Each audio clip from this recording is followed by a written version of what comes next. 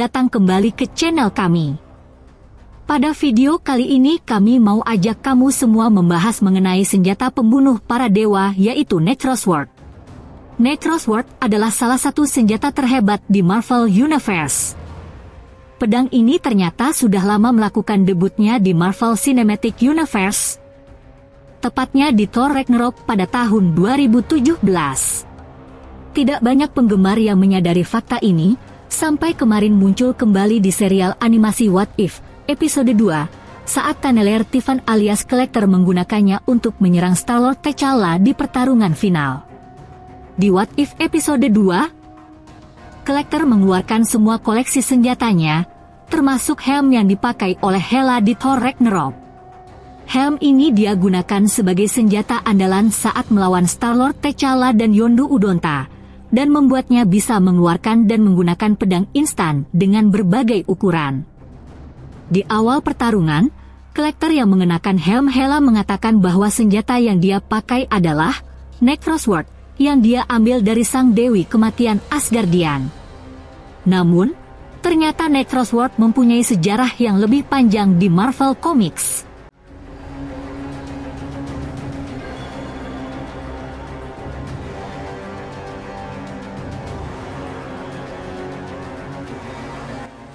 Sejarah senjata Necrosword di Marvel Comics. Pertama kali diperkenalkan di komik Thor, God of Thunder 2 pada tahun 2012, Necrosword alias All Black adalah senjata berbentuk symbiote yang tercipta dari bayangan Knull dan ditempa oleh kekuatan celestial, singkatnya diciptakan oleh Knull. Mengambil bentuk sebagai pedang kegelapan, All Black digunakan pertama kali oleh Knull untuk membunuh dewa kegelapan, membuat pedang ini mendapatkan julukan Necrosword dan Godslayer, pembunuh dewa. Di komik, pedang ini terakhir kali digunakan oleh Gorr the God Butcher untuk membunuh semua dewa yang dia temui. Inilah kekuatan Necrosword jika seseorang dapat memilikinya. Siapapun yang menggunakan Necrosword akan mendapatkan kemampuan yang tertanam di dalamnya. Misalnya Gorr yang awalnya hanya makhluk biasa, bisa menjadi dewa kegelapan saat menggunakannya untuk membantai para dewa. Kekuatannya meliputi kekuatan super, kecepatan super, refleks super, umur yang panjang, regenerasi, manipulasi kegelapan, manipulasi symbiote. Dan yang terakhir adalah yang paling hebat, yaitu mampu melukai makhluk abadi seperti dewa.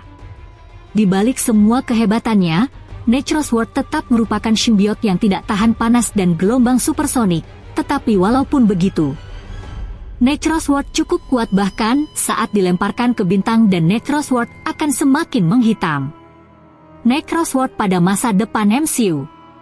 Setelah muncul di What If episode 2, akhirnya senjata ini kembali muncul di Thor, Love and Thunder, di mana Gorr berhasil mendapatkan senjata pembunuh dewa ini. Gorr dapat menggunakan Necrosword untuk melakukan perjalanan melalui bayangan-bayangan yang dimilikinya sehingga dapat membuat para dewa ketakutan. Karena mereka tidak tahu di mana Gorr akan bersembunyi di antara kegelapan. Selain itu, Gorr juga dapat menggunakan Necrosword ini untuk membuat kuku seperti cakar yang ada di jari-jarinya. Di masa depan, Gorr akan menggunakan Necrosword lebih dari sekedar menusuk atau membunuh dewa.